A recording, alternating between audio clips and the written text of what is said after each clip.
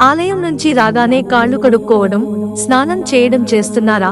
హిందూ మతంలో భగవంతుని ఆరాధన, ఆలయ ప్రవేశం, పూజలు, హోమ హవనానికి సంబంధించి అనేక నియమాలు ఉన్నాయి. జ్యోతిష్యం, వాస్తు శాస్త్రం, శాస్త్రీయ నియమాలు, కారణాలు కూడా భిన్నంగా ఉంటాయి. ప్రజలు ఆలయానికి వెళ్లాలనుకున్నప్పుడు వారు తమ రోజువారీ కర్మలను ముగించి స్నానం చేసి శుభ్రమైన బట్టలు ధరిస్తారు. స్నానం చేయకుండా గుడికి వెళ్లరు. స్నానం చేసి గుడికి వెళ్లడానికి కారణం ఉంది. స్నానం శరీరం మరియు మనస్సు రెండింటినీ శుభ్రపరుస్తుంది. నిర్మలమైన మనస్సుతో భగవంతుడిని ప్రార్థిస్తే ఆ భగవంతుని అనుగ్రహం మనపై ఉంటుంది. మనం రాత్రి పడుకున్నప్పుడు కొంత ప్రతికూల శక్తి ప్రవేశిస్తుంది. స్నానం చేయకుండా గుడికి వెళ్ళినప్పుడు నెగటివ్ ఎనర్జీతో గుడిలోకి ప్రవేశిస్తాం. అదే స్నానం చేస్తే నెగటివ్ ఎనర్జీ తొలగిపోతుంది, మనస్సు మేల్కొంటుంది. గుడికి వెళ్లిన తర్వాత దేవుడి దర్శనం, దేవుడిని ప్రార్థించడం, ధ్యానం చేసి పాజిటివ్ ఎనర్జీతో ఇంటికి వస్తాం. గుడి నుంచి ఇంటికి వచ్చిన వెంటనే స్నానం చేయకూడదని శాస్త్రాలు చెబుతున్నాయి.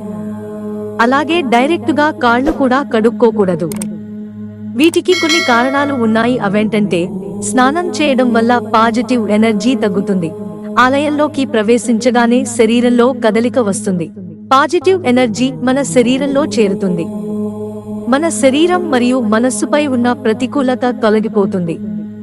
పాజిటివ్ ఎనర్జీతో ఇంటికి వచ్చి వెంటనే స్నానం చేస్తే తగ్గుతుంది. భగవంతుని దర్శన పుణ్యం కూడా నీకు పూర్తిగా లభించదు. ఆలయ సందర్శనం అశుభం కాదు. గుడికి వెళ్లి పూజ చేస్తే భగవంతుని అనుగ్రహం లభిస్తుంది. వెంటనే తలస్నానం చేస్తే ఈ వరం సరిగా లభించదు. అంతేకాదు, సాధారణంగా ఏదైనా అశుభ కార్యం తర్వాత స్నానం చేస్తారు. మరణ గృహాన్ని సందర్శించినప్పుడు లేదా అశుభ ప్రదేశం నుండి వచ్చినప్పుడు స్నానం చేయాలి. అక్కడ ఉన్న నెగటివ్ ఎనర్జీ పోవాలని అలా చేస్తారు. దేవాలయం ఒక పవిత్ర స్థలం.